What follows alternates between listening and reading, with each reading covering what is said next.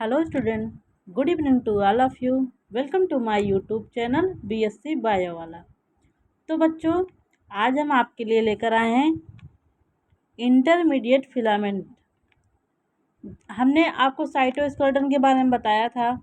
उसमें हमने पढ़ा था साइटोस्केलेटन में हमको 3 चीज़ें पढ़नी है, माइक्रोट्यूब्यूल, माइक्रोफिलामेंट और हमको थर्ड पढ़ना था इंटरमीडिएट फिलामेंट। लास्ट के लेक्चर में हमने आपके साथ साइटोस्केलेटन में माइक्रोट्यूब्यूल और हमने माइक्रोफिलामेंट के बारे में पढ़ लिया है। अब हम पढ़ेंगे इंटरमीडिएट फिलामेंट।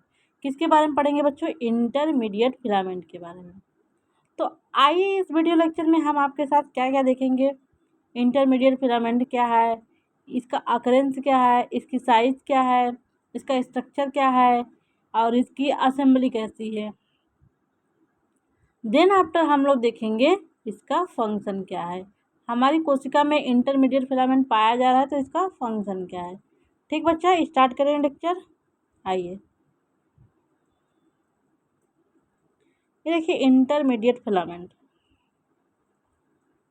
इंटरमीडिएट फिलामेंट क्या है? इंटरमीडिएट इसका नाम क्यों है? इंटर, देखिए इंटर मतलब होता है बीच में, मीडिएट मतलब मध्य में, मध्य या बीच में, दो के मध्य में फिलामेंट।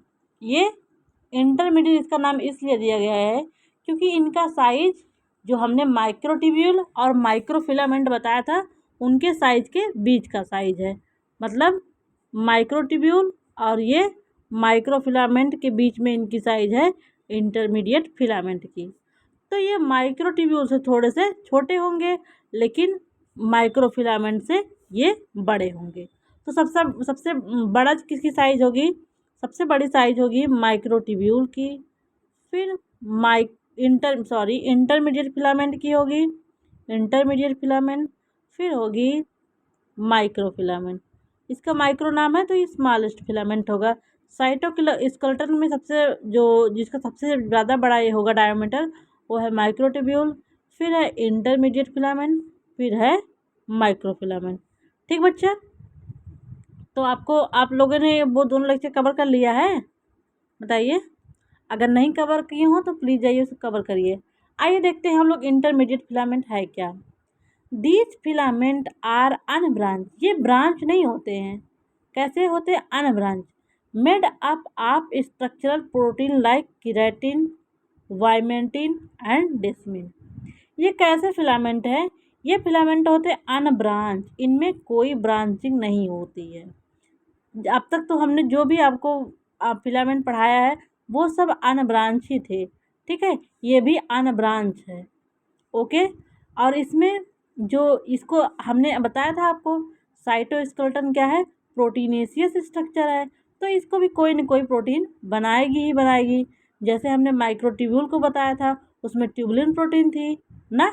सीलिया फ्लैजिला आपने पढ़ा, उसमें 9+2 और 9+0 अरेंजमेंट दिखाया हमने। ओके, उसके बाद जब मैंने आपको माइक्रोफिलामेंट बताया तो उसमें कौन सी प्रोटीन थी? एक्टिन प्रोटीन थी। अब देखते हैं इसमें कौन सी प्रोटीन है इंटरमीडिएट फिलामेंट में। तो इंटरमीडिएट फिलामेंट में विभिन्न प्रकार की प्रोटीन हो सकती है। जैसे देखिए केराटिन प्रोटीन हो सकती है, वाइमेंटिन प्रोटीन हो सकती है और डेस्मिन प्रोटीन हो सकती है। कौन कौन सी प्रोटीन होंगी? केराटिन होंगी, केराटिन, वाइमेंटिन और डेस्मिन। ठीक है, केराटिन प्रोटीन आपने नाम सुना होगा, जो हमारे स्किन में ये केराटिन प्रोटीन प्रेजेंट होती हैं। ये हमारी बॉडी को कलर प्रोवाइड करती हैं। क्या करती हैं? कलर प्रोवाइड करती हैं केराटिन। हाँ, देखिए केराटिन कलर नहीं प्रोवाइड करता है, जो केराटिन में मेलानोसाइट होती हैं पिगमेंट, वो कलर प्रोवाइड करता है। देखिए केराटिन जो है हमारे स्किन पे होता है स्ट्रैटम कार्निवम में। ठीक है, जो हमारे स्किन एपिडर्मिस है उसमें ढेर सारी लेयर होती हैं। जो स्ट्रैटम कार्नियम वाला लेयर है उसमें केराटिन पाया जाता है। केराटिन और कहाँ पाया जाता है? हमारा जो नेल है, नाखून, वहाँ पे भी केराटिन पाया जाता है। और जानवरों का जो खुर होता है, हुप्स और हार्न में, हुप्स मतलब खुर, हार्न मतलब सींग, जानवरों का जो सींग और वो होता है, खुर होता है, वहाँ भी केराटिन प्रोटीन का वो सब बने होते हैं। तो ह्यूमन बॉडी में नाखून और हाँ, और बाल का जो प्रोटीन है वो भी केराटिन प्रोटीन की है। तो ह्यूमन बॉडी में नाखून, उनका स्किन और बाल उनके केराटिन प्रोटीन के बने होते हैं। तो ये केराटिन प्रोटीन इंटरमीडिएट फिलामेंट को बनाने में हेल्प करता है। और कौन से प्रोटीन? वाइमेंटिन प्रोटीन और डेस्मिन प्रोटीन। ये सब सारी प्रोटीन इंटरमीडिएट फिलामेंट को बनाने में अपना अहम रोल प्ले करती हैं। ठीक बच्चा, तो इंटरमीडिएट फिलामेंट क्या है? ये अनब्रांच है। कैसे बना है? Structure protein like keratin, vimentin and desmin. समझ में आया इतना? एनी प्रॉब्लम बताइए। आइए नेक्स्ट देखते हैं इसका अकरेंस क्या है, ये कहाँ कहाँ पाया जाता है। जैसा कि हमने बताया था माइक्रोट्यूब्यूल जो कि यूकैरियोटिक सेल में पाया जाता है। ठीक है, जो माइक्रोफिलामेंट थे, जो माइक्रोट्यूब्यूल था वो तो यूकैरियोटिक और प्रोकैरियोटिक दोनों में पाया जाता था। लेकिन ये जो इंटरमीडिएट फिलामेंट है ये सभी यूकैरियोटिक सेल में प्रेजेंट होता है, चाहे प्लांट हो या एनिमल हो। तो ये सारे के सारे प्लांट और एनिमल सेल में पाया जाएगा except mature RBC of mammal. बस ये आरबीसी मेच्योर जो आरबीसी होगी मैमल की उसमें एब्सेंट होती है। जो हमारे इमेच्योर आरबीसी होगी उसमें तो ये प्रेजेंट होगा। जैसे ही आरबीसी मेच्योर हो जाएगी तो उसमें ये एब्सेंट हो जाएगा। अच्छा देखिए, आपको मेच्योर आरबीसी और इनमेच्योर आरबीसी के बारे में बता देते हैं। जो मेच्योर आरबीसी होती है वो बाइकान्केव हो जाती है। कैसी? बाइकान्केव हो जाती है। और ये पहले इसमें न्यूक्लियस, पहले ये आरबीसी जो इमेच्योर होती है तो इसमें न्यूक्लियस होता है और ये राउंडेड होती है या फिर ओवल, इसमें न्यूक्लियस एब्सेंट हो जाता है। ठीक, और ये बाइकान्केव बन जाती है। ओके, उभयोत्तल। तो इस कहाँ कहाँ ये पाया जाता है? Intermediate filament all eukaryotic cell में पाया जाता है एक्सेप्ट आरबीसी। बस ये मेच्योर जो हमारी मैमल की आरबीसी है वहाँ पे नहीं पाया जाता है। अब देखते हैं इसका साइज। जो इंटरमीडिएट फिलामेंट है हमने आपको स्टार्टिंग में बता दिया, ये माइक्रोफिलामेंट और माइक्रोट्यूब्यूल के बीच इनकी साइज होगी। और इनकी साइज कितनी है? लगभग 10 नैनोमीटर डायोमीटर के ये होते हैं। कितने डायोमीटर के होते हैं बच्चों? 10 नैनोमीटर। अच्छा, 1 नैनोमीटर बराबर बताइए कितने मीटर होता है? 1 नैनोमीटर बराबर कितने मीटर? 10⁻⁹ मीटर। आपको याद रहेगा ना, 1 नैनोमीटर बराबर कितना होता है? 10⁻⁹ मीटर। तो इंटरमीडिएट फिलामेंट जो है उनकी साइज लगभग 10 नैनोमीटर डायमीटर की होती है। कितना होती है? 10 नैनोमीटर की।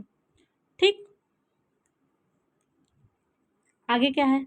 इसको इंटरमीडिएट फिलामेंट क्यों कहते हैं हमने स्टार्टिंग में बता दिया, आइए आपको फिर से बता दें। It is called intermediate filament. इनको इंटरमीडिएट फिलामेंट कहते हैं बिकॉज क्योंकि it's size intermediate between microtubule and microfilament. इनकी साइज जो है इंटरमीडिएट और इंटरमीडिएट है किसके बीच में? माइक्रोट्यूब्यूल और माइक्रोफिलामेंट हुए। इनकी साइज जो है दोनों के बीच की है, चाहे वो माइक्रोट्यूब्यूल हो या माइक्रोफिलामेंट हो, इसलिए इनको बोलते हैं इंटरमीडिएट फिलामेंट। क्या बोलते हैं मेरे प्यारे बच्चों? Intermediate filament. Intermediate filament larger than microfilament. ये माइक्रोफिलामेंट से बड़े होते हैं। अब देखते हैं इसका स्ट्रक्चर क्या है। स्ट्रक्चर में देखिए, it is consist of overlapping tetramer of protein. ये ओवरलैप की हुई देखिए, ऐसे ओवरलैप की ये 4 हो गई ना। तो ये 4 ओवरलैप की हुई टेट्रामर 4 होंगे। देखिए 1 2 3 4 टेट्रामर आप प्रोटीन की बनी होंगी। जैसे कि कौन कौन सी प्रोटीन होंगी? केराटिन हो सकती है, डिस्मिन हो सकती है, वामेटिन हो सकती है और साइनेमिन हो सकती है, पेरिफेरिन हो सकती है और लाइमिन हो सकती है। तो ये टेट्रामर हैं, ये प्रोटीन की टेट्रामर हैं। जैसे कौन सी प्रोटीन होगी? केराटिन प्रोटीन की टेट्रामर हो सकती है, डेस्मिन प्रोटीन की टेट्रामर हो सकती है, वामेटिन की हो सकती है, साइनेमिन की हो सकती है, पेरिफेरिन की और लाइमिन की। टेट्रामर का मतलब 4 यूनिट होगा, मोनोमर का मतलब एक ही यूनिट होता है। ये 4 यूनिट आपस में मिल के ये इसको बनाएंगी और इनका जो डायमीटर होगा वो 10 नैनोमीटर का होता है। कितना होगा बच्चों? 10 नैनोमीटर का होता है। It constitute 1% of protein of cell में जितनी भी प्रोटीन पाई जाती हैं उसका ये 1% प्रोटीन पार्ट बनाती हैं। कितना परसेंट बनाती हैं भैया? 1%। Intermediate filament consist of 8 tetramer protofilament. हमने बताया ये टेट्रामर है प्रोटीन। जब 8 टेट्रामर प्रोटीन आपस में मिल जाएंगी तो एक इंटरमीडिएट फिलामेंट बनाएंगी। ये मान लीजिए एक टेट्रामर है, 1 2 3 4, इसमें कर दीजिए। जब ऐसे ऐसे 8 मिल जाएंगी, ठीक है, तब एक माइक्रो फिलामेंट इंटरमीडिएट फिलामेंट को बनाएंगी। ये कैसे बनी होती हैं? टेट्रामर प्रोटीन की बनी होंगी।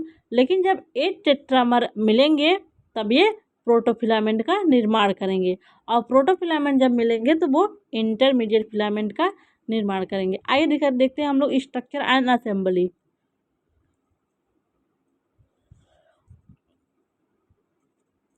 जैसे हम देखिए, आपको बायोमॉलिक्यूल जब पढ़ाया जाएगा तो आप प्रोटीन पढ़ेंगे ना। अगर आप प्रोटीन पढ़ेंगे, प्रोटीन को बोलते हैं सब्स्टिट्यूटेड मेथेन। देखिए मेथेन हो गया, ठीक है, CH4। सब्स्टिट्यूटेड मतलब क्या होता है? इसका ग्रुप हटा के जो सब्स्टिट्यूशन जो जोड़ा जाए उसको सब्स्टिट्यूटेड मेथेन बोलते हैं। जैसे मान लीजिए मेथेन का ये कार्बन है, यहाँ पे एक इसका H हो गया, यहाँ पे मान लीजिए एक अलग ग्रुप आ गया, ठीक है, आर ग्रुप आ गया, यहाँ पे R- आ गया।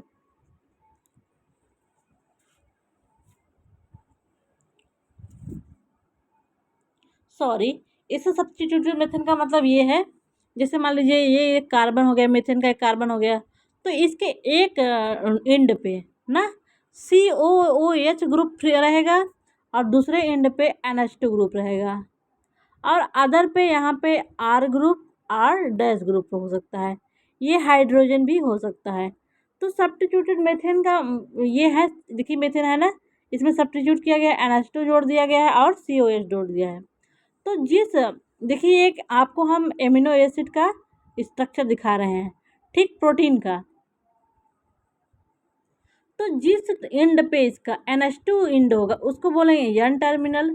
जिस एंड पर COH ग्रुप रहेगा उसको बोलेंगे C टर्मिनल। क्या बोलेंगे बच्चा? N टर्मिनल और C टर्मिनल। ऐसे ऐसे ढेर सारी अमीनो एसिड ऐसे मिलके प्रोटीन बनाएंगी। तो इनका एक NH2 टर्मिनल रहेगा, एक COOH टर्मिनल। इसको N टर्मिनल बोलेंगे, इसको C टर्मिनल बोलेंगे। क्या बोलेंगे? C terminal. आइए देखते हैं आगे।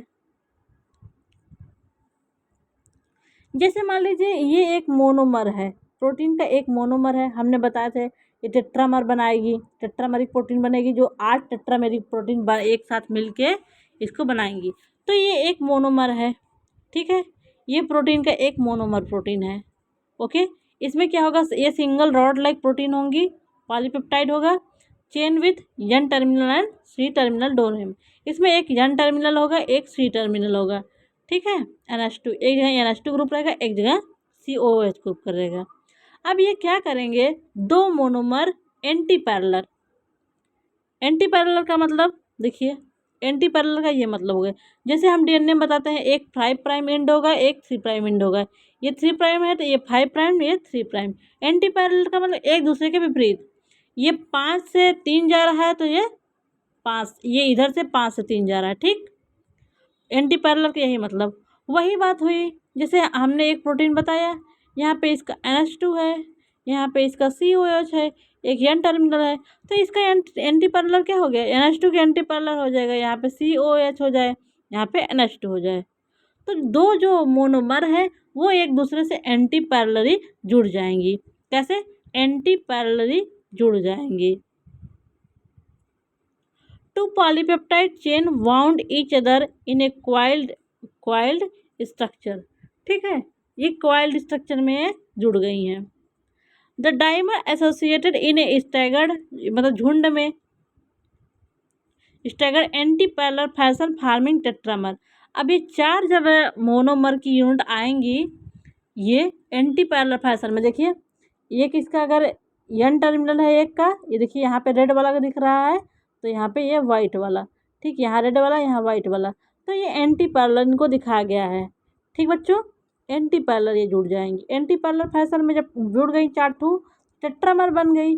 अब यही टेट्रामर यूनिट 8 टेट्रामर मिलके sheet of 8 tetramer wound would around each other forming protofilament. जब 8 टेट्रामर मिल जाएंगे तो ये प्रोटोफिलामेंट का निर्माण करेंगी। अब प्रोटोफिलामेंट ग्रुप में होके इंटरमीडिएट फिलामेंट बनाएंगे। देखिए ये हेलो स्ट्रक्चर है ना, एक एक प्रोटोफिलामेंट ये है, एक एक प्रोटोफिलामेंट है। फिर से आपको बता रहे हैं, जैसे देखिए इसकी जो स्ट्रक्चरल यूनिट होगी वो प्रोटीन होंगी। प्रोटीन हमने बताया आपको टेट्रामेरिक प्रोटीन का यह बना होता है। इसका एक मोनोमर ये प्रोटीन का है, इसका एक एन टर्मिनल होगा, इसका एक सी टर्मिनल होगा। तो अब ये क्या करेंगी, दो मोनोमर जुड़ के डाइमर बना लें। डाइमर बन गया, ये एक दूसरे के अराउंड कॉइल हो गई हैं। अब जो डाइमर है लगभग इसमें 4 ठो आ जाएंगे, 4 प्रोटीन यूनिट आ जाएंगी, उसको बोलेंगे टेट्रामर। टेट्रामर में कैसे एंटी पैरेलल जुड़ जाएंगी, एक का एन टर्मिनल एक साइड है, दूसरे का एन टर्मिनल एक साइड है, ठीक है। तो ये एंटी पैरेलल एक दूसरे विपरीत जुड़ जाएंगी।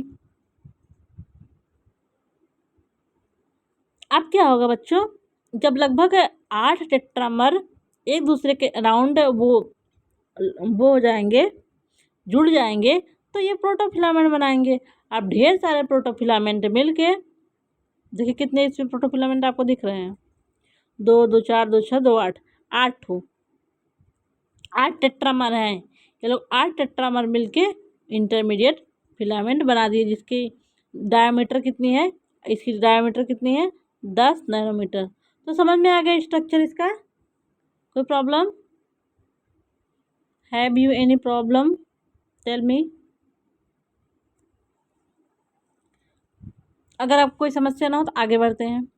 अब देखते हैं हम लोग टाइप ऑफ इंटरमीडिएट फिलामेंट।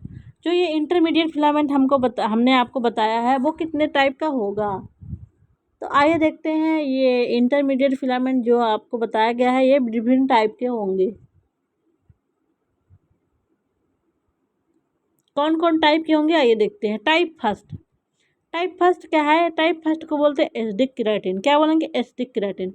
देखिए इनको जो इनका जो डिवाइडेशन है ना, इसमें पाई जाने वाली प्रोटीन के अनुसार और किस ये आर्गन में पाए जा रहे हैं उस आधार पे किया गया है। देखिए एसिडिक केराटिन, केराटिन मतलब स्किन में ही जनरली पाया जाता है। तो क्या जो टाइप फर्स्ट है एसिडिक केराटिन कहते हैं उसको। इसमें कौन सी प्रोटीन प्रेजेंट होगी, केराटिन प्रोटीन। कौन सी प्रोटीन प्रेजेंट होगी बच्चा, केराटिन प्रोटीन। तो एसिडिक केराटिन में केराटिन प्रेजेंट होगी। और क्या है, in this type of filament keratin protein present है। It is found in epithelial cell of skin where it form keratin. जैसे हमारी ये एपिथेलियल सेल है स्किन की, यही में ये पाए जाते हैं ये केराटिन प्रोटीन, ठीक है। और ये क्या करते हैं, हमारे स्किन केराटिनियम को बनाते हैं। देखिए जो हमारा स्किन है वो जो हमारा नेल वगैरह होता है वो थोड़ा टफ होता है ना, तो यही इंटरमीडिएट फिलामेंट क्या टफ होते हैं।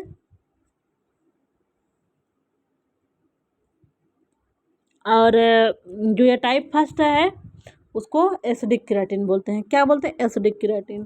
टाइप सेकंड है उसको बोलते हैं बेसिक केराटिन। इसमें भी केराटिन प्रोटीन होगी।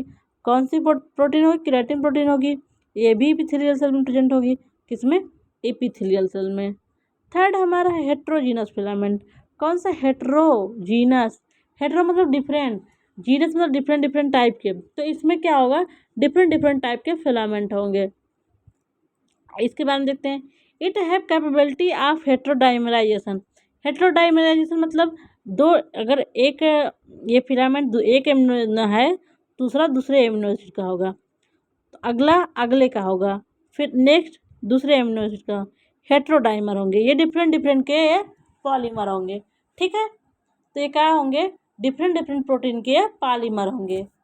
Common protein of them in this type of filament are desmin, vimentin and synemin. तो कॉमन इसमें प्रोटीन क्या है, डेस्मिन है, वाइमेंटिन है, साइमिन है। डेस्मिन प्रोटीन के बारे में देखते हैं। Desmin protein found in those intermediate filament which are present in smooth muscle. देखिए आपको हम जब मसल पढ़ाएंगे तो आपको मैं 2 प्रकार का मसल बताऊंगी, स्मूथ और स्ट्रिएटेड। देखिए जो हमारे अंदर के आर्गन हैं उनको विस्लर आर्गन बोलते हैं, उसमें हमारी पाई जाने मसल्स को स्मूथ मसल्स कहते हैं। ये हमारे इच्छा के कंट्रोल में नहीं होती, इनको अनैच्छिक भी बोलते हैं, नॉन वायलेंटरी। क्या, नॉन वायलेंटरी। अरे डाइजेशन हो रहा है, हम लोग उसकी मसल्स में जो पेरिस्टाल्सिस मूवमेंट होती है उसको आप कंट्रोल कर सकते हैं? नहीं कंट्रोल कर सकते हैं। तो स्मूथ मसल ऐसी मसल्स हैं जो हमारी इच्छा के अनुसार काम नहीं करती हैं, और जो स्केलेटल मसल हैं इनको नॉन स्ट्रिएटेड मसल वो कहते हैं, स्ट्रिएटेड मसल कहते हैं। ये हमारी इच्छा के अनुसार काम करती हैं। ठीक बच्चा। और ये कहाँ पाई जाएगी? कार्डियक मसल में। कहाँ कहाँ कहाँ ये पाई जा रही है? स्मूथ मसल में, कार्डियक मसल में और स्केलेटल मसल में। तो ये डेस्मिन कहाँ प्रोटीन पाई जाती है? स्मूथ मसल, कार्डियक मसल और स्केलेटल मसल। साइनेमिन कहाँ पाई जाती है? This protein found in heterogeneous filament of skeletal muscle. जो हमारी स्केलेटल मसल है ये हमारी इच्छा के अनुसार काम कर रही है। जैसे हाथ को अपनी इच्छा के अनुसार बेंड कर सकते हैं ना, कोई काम कर सकते हैं, ये हमारी इच्छा के अनुसार होता है। तो साइमिन प्रोटीन कहाँ पाई जाएगी? Heterogeneous filament of skeletal muscle. अगला क्या है? Vimentin protein. वाइमेटिन क्या है? This protein mostly found in cell which have heterogeneous intermediate filament. Vimentin protein उस सेल में पाई जाएंगी जिसके पास हेट्रोजीनस इंटरमीडिएट फिलामेंट होगा। ठीक। तो हेट्रोजीनस इंटरमीडिएट फिलामेंट में कौन कौन सी प्रोटीन है? डेस्मिन है, साइमेनिन है और वाइमेटिन है। कौन सी बच्चा? डेस्मिन, साइमेनिन और वाइमेटिन। तो ये टाइप थर्ड था हमारा। टाइप फर्स्ट क्या था? Alpha keratin. टाइप टू था बीटा केराटिन। टाइप थर्ड था हेट्रोजीनस फिलामेंट। ठीक। अब टाइप फोर है न्यूरल फिलामेंट। न्यूरल फिलामेंट इसका नाम इसलिए दिया गया है क्योंकि ये जो हमारी नर्व सेल हैं उसमें पाया जाएगा। नर्व के एक्सॉन और डेंड्राइट्स में हमने बताया था साइटोस्केलेटन या माइक्रोट्यूब्यूल वगैरह पाया जाता है। तो यहाँ एक्सॉन और इसके डेंड्राइट में ये न्यूरल फिलामेंट पाए जाएंगे। तो क्या है? Neural filament most abundantly found in axon and dendrites of neuron. कहाँ? जो हमारे नर्व सेल है उनके एक्सॉन और डेंड्राइट में ये न्यूरल फिलामेंट पाए जाते हैं। प्रोटीन ऑफ न्यूरल फिलामेंट क्या है? नेस्टिन है और साइनेमिन है। कौन कौन सी प्रोटीन है? नेस्टिन और साइमेनिन। कौन से बच्चों? नेस्टिन और साइमेनिन। आइए देखते हैं टाइप फाइव में न्यूक्लियर इंटरमीडिएट फिलामेंट। कौन कौन सी है? Nuclear intermediate filament. ये ऐसे इंटरमीडिएट फिलामेंट है जो न्यूक्लियस के आसपास या न्यूक्लियस के अंदर पाया जाता है। ठीक है। और इसमें प्रोटीन कौन सी होगी? लैमिन्स। कौन सी प्रोटीन होगी बच्चों? तो बच्चों इसमें कौन सी प्रोटीन है? लैमिन प्रोटीन है। तो न्यूक्लियर इंटरमीडिएट फिलामेंट कहाँ पाए जाएंगे? ये न्यूक्लियस के आसपास पाए जाएंगे। इट फाउंड नियर न्यूक्लियस या फिर इनसाइड न्यूक्लियस, लिख दीजिए, या फिर इनसाइड न्यूक्लियस। तो ये न्यूक्लियस के अंदर या फिर न्यूक्लियस के आर पार पाए जाएंगे। अब देखिए अगला है ग्लियल फिलामेंट। ग्लियल फिलामेंट क्या है? This type of intermediate filament found in cytoplasm of glial cell overall astrocyte cell. जो हमारे ब्रेन होगा उसमें जो एस्ट्रोसाइट सेल होंगी इसको ग्लियल सेल भी कहते हैं। यहीं के साइटोप्लाज्म में ये ग्लियल फिलामेंट पाए जाते हैं। अब देखते हैं हम लोग इंटरमीडिएट फिलामेंट का फंक्शन क्या है। आपको समझ में आ गया इंटरमीडिएट फिलामेंट कितने प्रकार के होता है। टाइप फर्स्ट था एसिडिक केराटिन, टाइप टू था बेसिक केराटिन, टाइप थ्री था heterogeneous intermediate filament, type four था न्यूरल था, और टाइप फिफ्थ था इपिथिली वो न्यूरल था और न्यूरोग्लियल था। कौन कौन सा देखिए, न्यूक्लियर हो था, ग्लियल था और हेट्रोजीनस ये हो गया। ठीक। देखिए हमने आपको बताया था जो माइक्रोट्यूब्यूल है उसका मेन फंक्शन है सेल को सपोर्ट करना। तो इंटरमीडिएट सेल भी वही काम करेगा, सेल को सपोर्ट प्रोवाइड करेगा, क्योंकि यह सेल का साइटोस्केलेटन बना रहा है। क्या बना रहा है बच्चों? साइटोस्केलेटन। और क्या है? ये सेल को मैकेनिकल स्टेबिलिटी प्रोवाइड कर रहा है। क्या कर रहा है? सेल को मैकेनिकल स्टेबिलिटी प्रोवाइड करता है, ये तो वेल नोन है। ठीक है। It form basket around nucleus. ये न्यूक्लियस के चारों तरफ बास्केट बनाता है ताकि न्यूक्लियस इधर उधर कहीं मूवमेंट ना कर पाए, उनकी स्टेबिलिटी को ये बनाए रखता है। और it also present in cell junction. देखिए सेल सेल जंक्शन जो होता है वहाँ पे भी ये प्रेजेंट होते हैं। क्या होते हैं? वहाँ पे भी ये प्रेजेंट होते हैं। और फिर ये क्या करते हैं? It protect body from different type of pathogen by forming stratum corneum of skin. इस ये जब स्किन की स्ट्रैटम कार्निवर को बनाती है तो स्ट्रैटम कार्नियम क्या करता है, हमारे बॉडी को प्रोटेक्ट करता है माइक्रो ऑर्गेनिज्म से, पैथोजन से और धूल मिट्टी वगैरह से। तो क्या करता है, ये हमारी बॉडी को प्रोटेक्ट करता है। क्या करता है बच्चों, प्रोटेक्ट करता है। नेक्स्ट क्या है, it play important role in mitosis और मियोसिस। ये इंटरमीडिएट फिलामेंट सेल डिवीजन में भी अपना अहम भूमिका निकालता है। ठीक है, अपना अहम भूमिका निभाता है, चाहे वो माइटोसिस हो या फिर मियोसिस हो, इंटरमीडिएट फिलामेंट दोनों में पाया जाता है। क्या हो बच्चा, इंटरमीडिएट फिलामेंट दोनों में ही पाया जाता है। It help in contraction and relaxation of muscle. जैसे हमने माइक्रो फिलामेंट आपको जब बता रहे थे, वहाँ पे एक्टिन फिलामेंट जो था वो मसल्स कंट्रैक्शन वगैरह में रोल प्ले करता था, वैसे इंटरमीडिएट फिलामेंट कंट्रैक्शन और रिलैक्सेशन में अपना अहम रोल प्रोवाइड करते हैं। It provide support to brain cell with glial cell. ये ब्रेन सेल को ग्लियल सेल से सपोर्ट करती हैं। किससे, ब्रेन सेल को ग्लियल सेल से सपोर्ट करती है। और बताइए कोई प्रॉब्लम। फंक्शन समझ में आ गया, स्ट्रक्चर असेंबली समझ में आ गया, अकरेंस समझ में आ गया, शेप एंड साइज समझ में आ गया और इंट्रोडक्शन समझ में आ गया। Have you any problem, please कोई प्रॉब्लम हो तो कमेंट बॉक्स में कमेंट करिए। ओके बच्चों, हाँ आपको अगर नोट्स चाहिए तो आप हमारे जो थंबनेल पे व्हाट्सअप नंबर है उस पर व्हाट्सअप करिए, आपको टेलीग्राम का लिंक शेयर कर दिया जाएगा। थैंक यू सो मच बच्चों, मिलते हैं नेक्स्ट लेक्चर में।